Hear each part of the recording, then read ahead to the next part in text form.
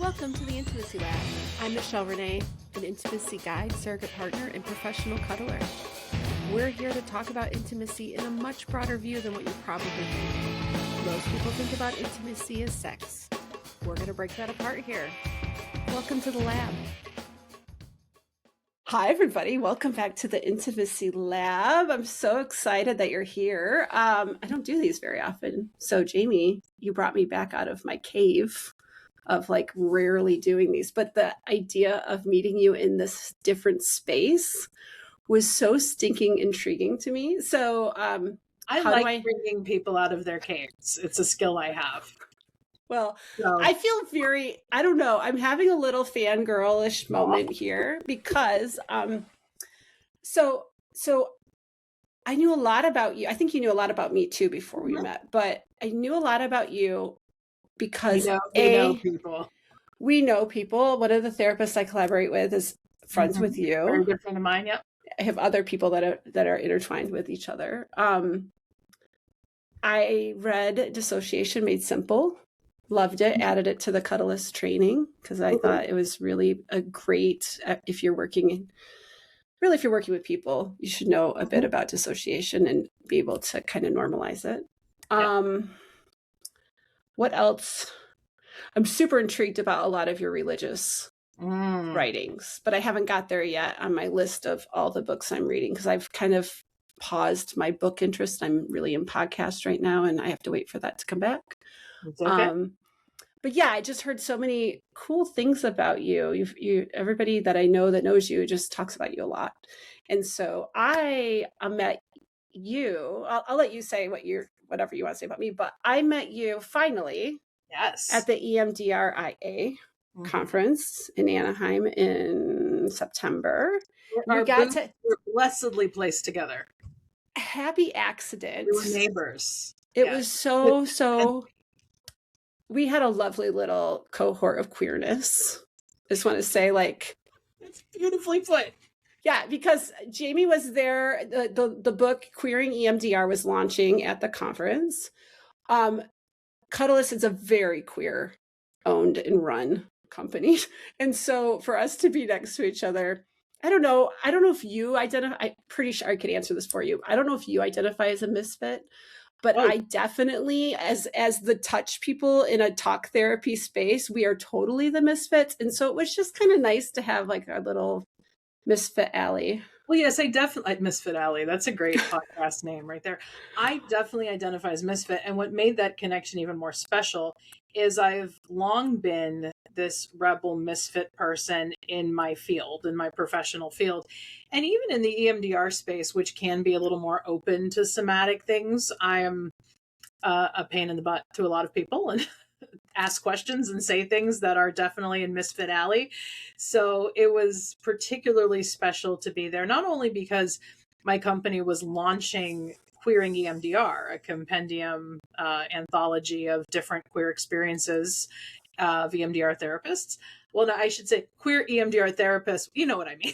You could interpret that any way you wish.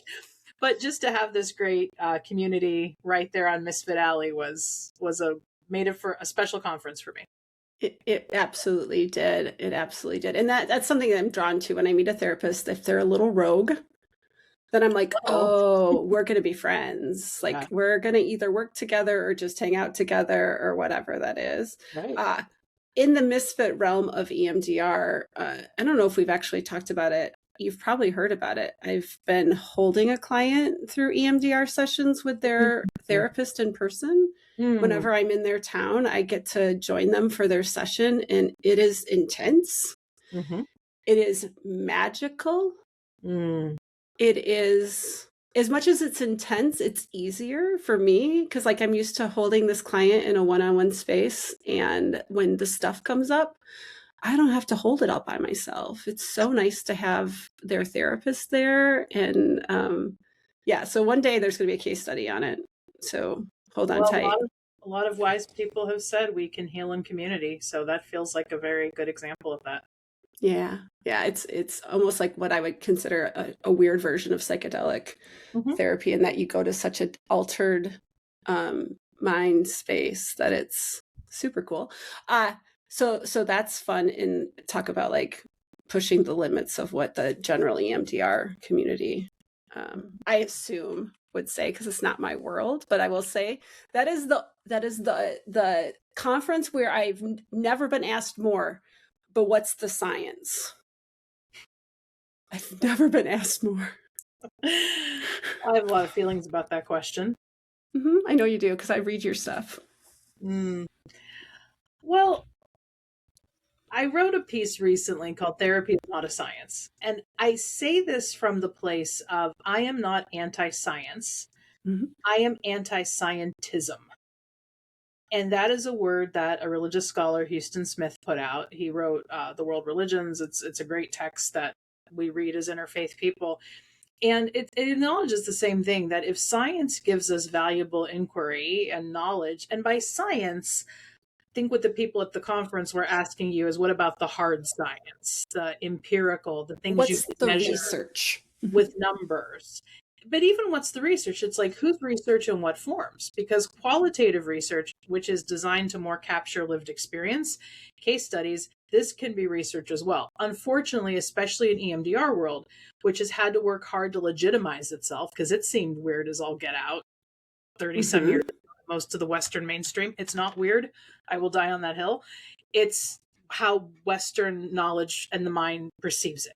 So I mean, I think it's a valid question, yet it's science even itself just means the acquisition of knowledge. And there are more ways to acquire knowledge than specifically empirical research. This conversation is an acquisition of knowledge, is a sharing. What it felt like is like, oh, did you want me to lay out all these areas of study like polyvagal and all these things and like connect the dots for you? Is that what you're I'm sure. you need me to connect the dots for you? Okay. Anyways, we should pause. Jamie, would you introduce yourself? Because probably not everybody listening to this knows who you are. Well, we identify in many ways. Professionally, we are Dr. Jamie Marich, EMDR approved, EIA approved trainer. We've written 3 books on EMDR. We're considered a bit of a maverick in the EMDR world. I hate that word maverick. Why rogue? I liked your word rogue better. That's our professional moniker. Personally, please just call us Jamie. We also use the system named the Unicorn System. You can read many layers into the word unicorn. That is very much who we are as a person, as a collective. And the Jamie part of us, as we often say, thinks a lot of the field we're in has just missed the mark and is bullshit in a lot of ways. Yeah. And feel that we've lost our essence and connection to what you're so good at, which is, look, it's right behind you, human connection and healing through relationship.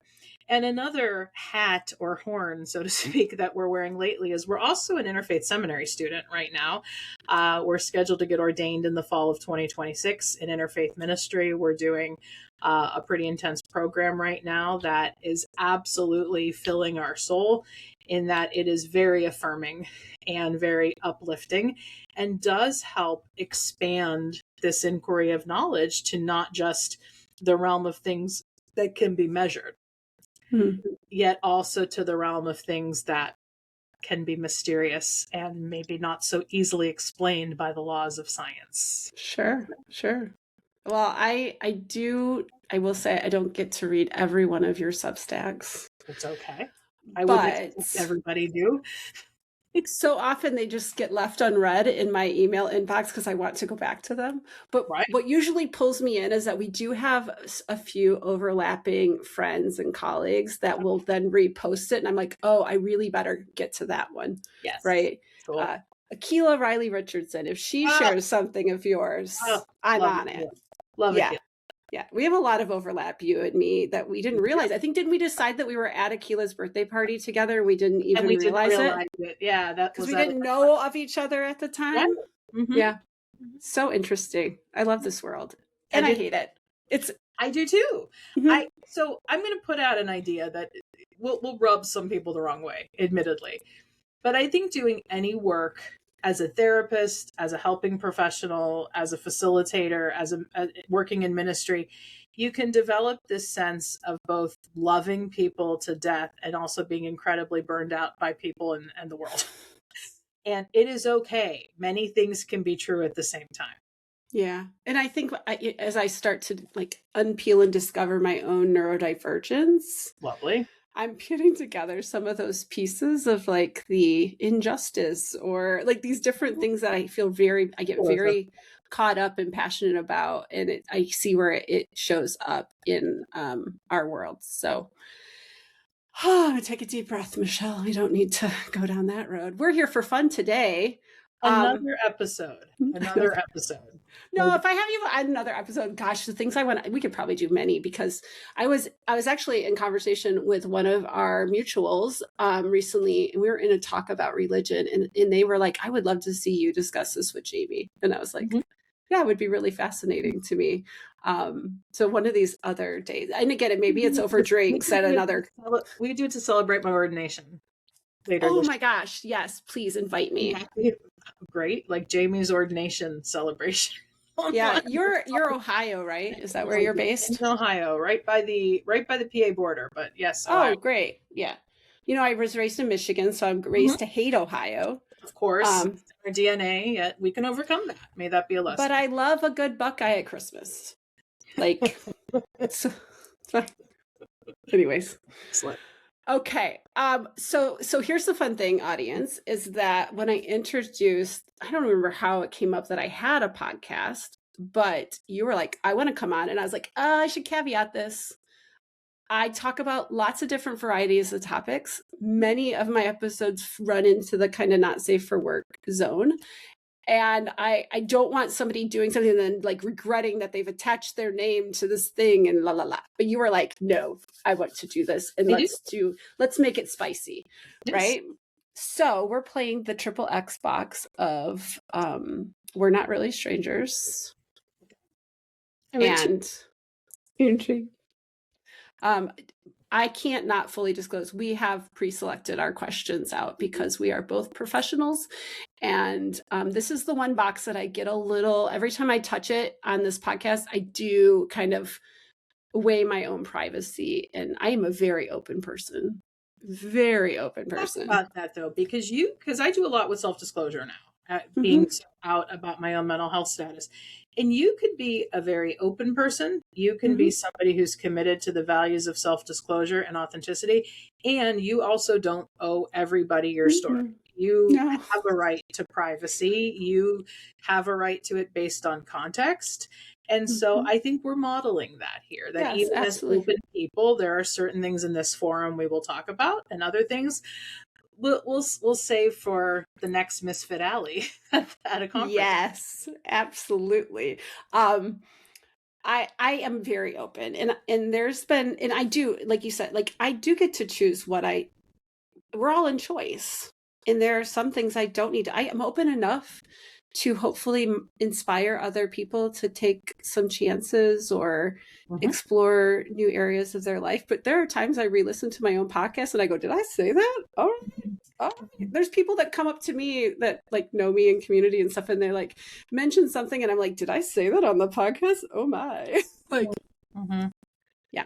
Kids. I always say kids. I get that too, when people will say, you wrote this thing. And I said, did I? And then I go back, oh, I did. So fun fact, I'm getting ready later next week, midweek. I'm headed off to AVN, which is the Adult Video News or Network. I'm not sure what N stands for. It's a big adult entertainment expo because I'm curious. I'm a curious kitten, as I said the other day, and I am going for the stories because I'm going to come back with plenty, right? But I'm going for free because I'm going to work a booth for a product called Dr. Tush, which is like an anal aftercare product. And I'm so excited. We have our Cuddlist t-shirts on today, by the way. Yes, Jamie, I collaborate with Cuddlist. I got this as a giveaway on Misfit Alley, and it is one of the top 3 most comfortable t-shirts I have. So I wear it. I love that. I don't have to go. I'm not going as a cuddlist. I rarely get to go to con spaces, not repping for Cuddlist. And so I'm so excited that I get to wear all my naughty shirts, like, and I get to talk about butt stuff for like 4 days. And so I'm just like, I'm so excited. So I'll be wearing like my butthole whisperer t-shirt and like, you know, athlete. Like it's going to be a theme. Anyways, so now wear that to Emdria next year. I triple dog dare you. Keely will kill me, I'm pretty sure. But all right. Oh my goodness. Okay, so we're gonna start in level 1, and I'm gonna. We approved a handful of cards. I'm still gonna pick one, so it'll be a mystery. We can come back if we have more time and answer more. But what are you most attracted to that isn't physical? And we're both going to answer these. So if you need a little time to think, you can think. Vibe is really what can I expand then, or do you just want you can expand all you want? We have as much time as we have. Like, I know you have a hard limit, but we can talk these. We talk them as long as we want hard to. Limit, we're going there anyway. I don't mind if it's not hard, but so vibe, because I even say that in professional context as well. Like, I feel we vibe together professionally. And when I give folks advice on seeking out a therapist, it's very much, you got to notice that vibe thing. Like when you're dating, that some people may feel really qualified on paper. And I always say it's kind of like dating, give therapy 3 sessions to see if it feels like a good fit. And if you're not clocking that vibe, and it's interesting because even my friend who was really pivotal in me getting together with my current partner, she used the phrase, you two vibe so well together. It's just something I notice, and we do. And so vibe, it's like energetic thing you can't quite put words to. Okay, so my answer is very similar. I'm just going to word it differently because I'm thinking about a very specific lover that I have right now. By the way, people at home, turning 50 has put me back in my slut era. I'm so excited because I was very much like, I don't even want to be around sex for a while. Like I was going through a thing, and I am like, Stella got her groove back kind of thing. And some of it was because of this lover. I met him at a friend's potluck, and we had nice conversations, fine. But the hug that I got at the end of that, it's the vibe for you. For me, it's that energy. Like, how does it feel to be in your personal space, let alone have your hands on me, wrapped around me? So I used to facilitate cuddle parties, and there was an exercise in cuddle party called the hug exercise. And you would go around and ask everyone for a hug or not. You didn't have to, but you also wanted to give at least a couple no's. And I was doing it from a place of, who do I want to cuddle with later? Because that hug can tell you so much. And with this particular person, I started to watch the event app that we have in our kind of alternative community space here in San Diego. I started to watch it, hoping I would come across his profile. So I didn't get like his digits or anything like that. And then the next potluck came around, and he was there again, and I still didn't get his number. I'm a little slow. Like, doing the thing doesn't happen fast for me sometimes. And then just happenstance, I host a happy hour for mental health pros here in San Diego, and he was walking down the sidewalk right in front of the event. And I saw him, and I was like, stop, I need a hug from you, and we need to trade information. And then we don't see each other very often, but it's the vibe that I get so high on. I just say this, the sex is fine. It's the flood of oxytocin that we are able to conjure up together that is intoxicating. So that's it is the that energy that somebody has is just good stuff. Thanks. Good stuff. And I would even say this, and I say this is not a person that I would see at a bar and go pick up. But the energy is like, ugh, so good. Okay. Ready for next level? What? Okay. Shuffling. I'm not watching. We hear you shuffling. Okay. What turns you on the most about the last person you had sex with? And this is so funny because I told Jamie this is the one I really want to answer, and I swear to God, I actually drew this without making sure that I drew this. Wow. I mean, my general therapist answer is connection, because it is my partner I'm talking about, and it's both a sense of bodies fitting together and energy fitting together. I mean, I could get into some private details that I won't, but that's my general answer with it, because I am definitely, and I'll share this because I think it relates to the dissociation contact we had before. I could have sex and put the dissociative wall up. Like, I know how to do that. I've done so much of that over the years. And I may still get some physical pleasure from it, but it's really nothing very special. And I feel often like I'd rather just stay in bed and read a book than have that kind of sex often. And yeah, but when energetic connection on all your levels are there, physical, emotional, sexual, for me, and sometimes I've had decent sex where like just two of them are there, or maybe just one of them is there. Like, it's not, I don't have to dissociate necessarily if all three aren't there. But yeah, what turns me on the most is when you have that boom, like perfect fusion of the three. Yeah. So, and I'll give you this one more thing too. Like, yeah. Because I just want to normalize this. And I can experience that with people of a variety of body types. Like, I like dad bods. I do. Yeah. Just putting that out there. So what about you? What's your answer? Well, I want to say to you, I'm going to take a real quick pause in our episode today and just say thank you, listeners, for being here. If you are a listener of the Intimacy Lab podcast and you'd like to try going through some of these questions with me, guess what? I decided to make it an offer. You can learn more at intimacylabpodcast.com. I'm going to offer 30-minute and 60-minute options to get intimate with me. Join me on a video call where we will go through our own We're Not Really Stranger cards and get to know each other. It's a great place to practice. So if you want to practice getting intimate with your words, go over to the intimacylabpodcast.com and sign up for a call. Now back to this episode. To riff off of yours a little bit, I don't know how much you know about my background. I'm going to guess you don't know anything. You told me on Misfit Alley, but anything you want? Yeah, my 18-year first marriage was primarily coercive sex.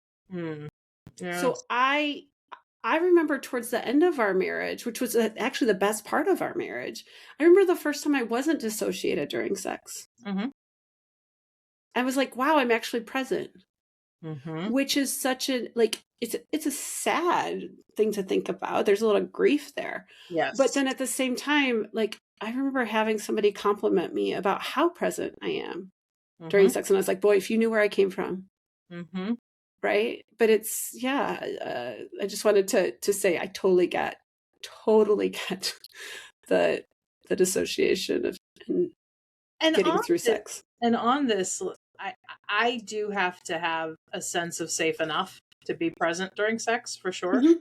And then when I am beyond safe enough and truly safe and truly connected, sometimes I'm so present it overwhelms me. But then I find that. What does it? I have an idea what that means when you say overwhelmed. How does that present itself in your space when you're overwhelmed? I can get very overheated physically. I'm also 46, so I'm in that perimenopausal alley where that is a factor in it. But even in earlier parts of my life, it's very much an overheated thing. Sometimes it's an out of breath thing. It's like, do I say this publicly? Yes. I personally have never really struggled with orgasming. It's just I am a multi-energizer bunny. When I get overwhelmed, it's like they just don't stop. So that's where it does feel very hot, and it's just one big That's where Exciting. did you ever know who Betty Dodson was? Remind me. I know this name. She was the grandmother of masturbation. Yes. Yes. So I took her course, Body Sex, in 2014. Is like highlight, like this is how I got into my work, was that I found her right before my divorce happened. So I say she walked me out of my divorce. I really was focused on doing better with my orgasm. I was not an easy orgasmer. It's a weird combination of words together. So my focus was working on my own sexuality, coming out of a really unhealthy sex relationship, right? So like that was really important. And part of what, I mean, that's why I do the work that I do now, is really Betty Dodson was the origin of that. But what was really interesting is she used to use a phrase where she'd say, I'm a sex pig. Okay. And when I get in that space where, you're kind of rolling through the orgasms and I'm like, I just want to be a pig. I'm just going to roll around in this like a pit of mud, right? And just sop it up and be in all of my glory. Yeah. It's a good space. It's a great space to be. Yes. Love that. For me, when I get overwhelmed, it's tears. It's like sensory overwhelm happens, and I will just start crying. It's really fun. I notice it happens in like sensation play. Yeah. I'll get sensationally like overwhelmed, and I just start crying. I can experience tears. Yes. But I also cry after a good orgasm. So it's part of my negotiations. I'm different is for me, I don't know if tears are a sign that I'm overwhelmed. Yeah. What they are a sign of. I mean, often it's just like the beauty of the experience. Yeah, I've had those icky tears too, but we'll not talk about that today. Well, I think I've already talked about it on here, but I had a moment where I had that. I was able to in a sexual space with my husband. We hit on something that brought up the memories from my first marriage. And I just like timed out, and I wanted to feel it all so I could like almost like complete the loop. And I just curled into a fetal position and just bawled and let all the feelings show up. And he just held me because he's a delightful human being. And then we had a really great sex after that. But got to clear out the old stuff and make room for the new stuff. Okay, so my answer. What turns you on the most about the last person? Okay, so I had to brag about this. I have not hooked up with a sex ed colleague in so many years. And I have played now twice with a sexological body worker. And it is, talk about touch aware. Oh my gosh. And like how he's also a massage therapist. And so he's so attuned and can read all the energy of your body. And it feels like the most decadent dessert that I could ever give myself is to see him when I'm in his town. So I am loving that. That is a good, a really great piece of my life. So what turns me on about this person is that he has that, I'm in a phase, I don't know if you even want to touch on this for yourself, but I'll talk about it for myself. Okay. As I've approached 50, now I am 50, but the last, I think 3 years, so about where you're at right now, I have wanted incredibly slow sex. I want incredibly light touch.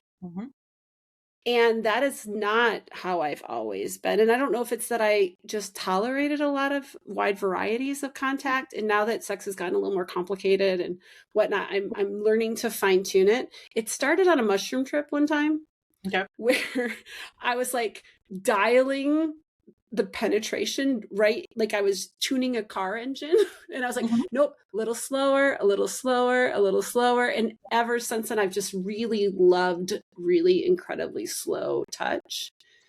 And he does this well. That's cool. My response to that is I tend to enjoy the whole menu depending on the context. Now that I am going through some pain and some life change stuff, I do find I've always liked the slow touch though.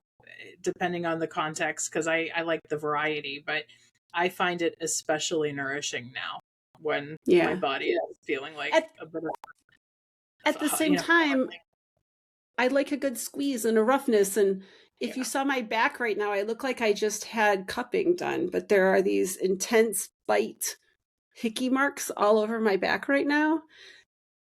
Awesome. So it's not just soft and slow, right? It's like, but on my vulva, that's what I tend to gravitate towards. So, so good. Menu. Let it be a menu. And an event. I also like an event. I don't like, it's not generally, like especially when it's not my husband, because it's like, you don't see that person. It's like, I want you to block off a chunk of time. Right. Like we need like a lot of time, because it's a menu. It's a menu, and it's a many course meal. Okay. Yes. Level 3. Okay. We only picked out one of these just because it was hard to find one that would. What it is already, so I'll still be surprised. Do you have a sexual soulmate, and do they know that they're your sexual soulmate? Yes and yes. Great. I'll say right now. Yeah. This is one of those things where I love my husband, and I'm so glad that he doesn't have an ego. And he is the sweetest, wonderful, most wonderful person. Because I will say this, he's not my sexual. If I have one soulmate, let's just assume, we know we have more than one soulmate, but whatever.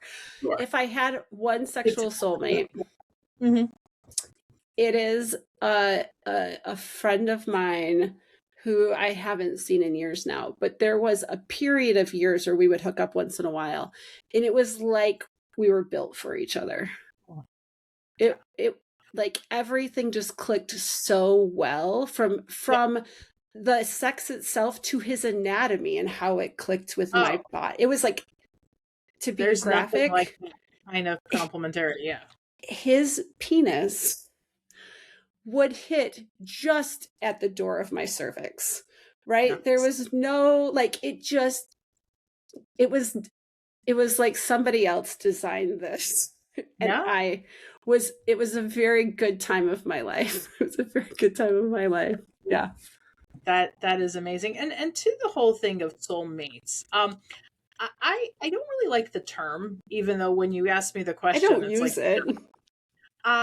So this is from a friend of mine who does a lot of work in the intuitive psychic space, studying of student of Edgar Cayce's lineage. And Edgar Cayce, the 1920s psychic celebrity, former Baptist minister, grew up in the Baptist world. Really cool stuff in metaphysics. He talks about the idea of soul groups rather than soul mates, which I think is something especially poly people can connect with, which is, it's not just one, but we tend to have soul groups or soul families, people we come into this life with who we have met before. In other lifetimes, energetic spaces. And yeah, even though like I adore the partner I have now, and that's who I said yes to, and I hope they're listening, he's listening. I will say, and I wrote about this in the memoir, like, and You Lied to Me About God, several memorable sexual partnerships that ended up being the most unhealthy relationships. Well, yeah, those two are not necessarily the same thing. Yeah. And I can look back at it now with, thank God that relationship didn't work out and I was spared of that and whatnot. Yet I still have good memories of especially what the memories are, what I learned about myself sexually in those encounters. And yeah, a lot of it sometimes is just the memory of what was shared. And yeah. So I have experienced that with all genders. So I think it's a great question and a great discussion. Yeah, I don't use soulmates or anything like that either. And honestly, you don't know a lot about me. And maybe this is like catching up the listeners of my journey. I also have adamantly not called myself polyamorous for a long time. I want to hear about this because I have some feelings on this one too. Yeah. I'm in an interesting space right now where I think this weekend, this weekend I'm going to do some MDMA, and I think this is going to come up in some of that space that I want to work through what my hesitation is, because there's a part of me that clearly walks through the world as a very full of, I often said, I don't have space for more partners because my clients are my polyamory. Like there's so much that gets thrown into my work that I don't have the spoons for more than that. But I'm just loving some people so much right now that it's making me reconsider the word. It doesn't change how I walk through the world by any means, but I think I have an aversion to it because I've watched it from a place of like what poly is supposed to be. And I'm not a big fan of a lot of emotional paperwork. And so I've had this conversation a couple years ago. I coined the term I thought would make great merch that says, I suck at poly, but it'd be like a succulent. Nice. Because I want something that's a low maintenance garden, right? I'm not one to want to start with a baby seedling. I need you to come in a solid 4-inch pot at least, right? That has already gone through the growing pains, the root building, that can handle being left alone. I'm very like, even in my relationship with my husband, we're incredibly independent people. I adore him. We're wonderful partners in the sense that we both are kind of like parallel play people. We don't have a lot of overlap in our interest, but we have a lot of overlap in what we value and how much we appreciate what we bring into each other's lives. Right? I look at some poly and I'm just like, well, here's the thing I don't want to do is I don't want to have somebody going, what? You haven't paid this much attention to me and I haven't heard from you in 3 weeks. And like, I'm not that person. Right. Even though I used to be, because I used to harp on my husband before we were married about when we first started dating, I'd be like, I never hear from you. And he doesn't come, he's younger, he's 12 years younger than me. He didn't have a whole lot of long-term relationship experience when I met him. It was supposed to be a catch and release situation. I was just having a good time. Right. And so I'd say like, I never hear from you. And he's like, I talk to my mom once a week and that's my mom. And I'm like, you're not fucking your mom. I would think that because you're fucking me, I would hear from you. Right. Like, yeah. So sorry, go ahead. No, so I was going to say back then I was also very anxiously attached. I feel like it's taken 10 years in this relationship to where I am now, and this is part of this whole like thinking about all these things and also my slut revolution, is that I'm feeling so secure in this relationship that I'm feeling like I can start to take risks again, which is how I used to be when I first got divorced. I was like, something scared me. I went and ran towards it. Right. And then I got in this really wonderful relationship where I felt incredibly, like I was doing a lot of rewiring of how relationships can be. And I got to a place where I just wanted to rest and quit working on myself in a way. Right. And so to close, not that we ever closed up the relationship for very long, but I just felt like, why rock the boat? Everything is good. And now I think I'm feeling good enough. I'm feeling enough safety to start being risky. And I say risky in a positive way, not in a negative way. I just built my vision board for 2026. And the first word, and I had this word on there for quite a few days before I added to it, but I love the word sturdy is my favorite adjective for myself.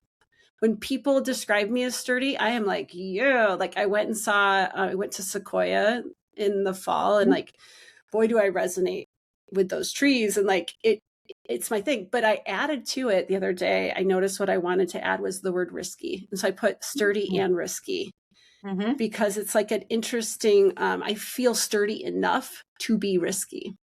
Not funny. I think my association with the word sturdy, I don't know if anybody listening knows the TV show Archer. It's a great cartoon. I know a little bit. Yeah. One of the characters, Pam Poovey, who I so identify with, in her initial script, they describe her as a sturdy bisexual. And you don't even necessarily need to know Archer to get it, other than when I read that phrase, sturdy bisexual, I said, yes, I get it. Yeah. Yeah. I love that. It's a great word. It's a great word for the year. It's interesting. I'm a sturdy asexual. How's that? Sturdy, sex favorable asexual, if we have to broaden out all these little sub labels. Yes. But going back to the labels with like polyamory, for instance, I mean, I've disclosed this and you lied to me about God, that I've been in and out of various roles in the ENM world, ethical non-monogamy world, for about 10 years. And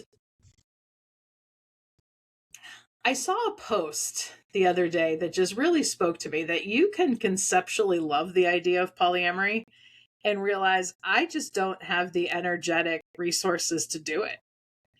And that's a lot of where I'm at. And I celebrate my friends who thrive in that identifier and in polycules and various relationships that are more specifically relationships. I just know I don't have the spoons for it. And I mean, I have been in places before I've identified as solo poly, as the bisexual, the sturdy bisexual, the unicorn, if you will. Yet when I am in a solid partnership, I tend to really just want to be focused, because I want to put my energy. And I write that in the memoir too. So that's me, but not judging that it doesn't fit for anyone else. I think we're really similar there. I often say I'm a pair bonder. Okay. But like, I also love having a wide variety of ways to connect with my friends. Is how I generally word it.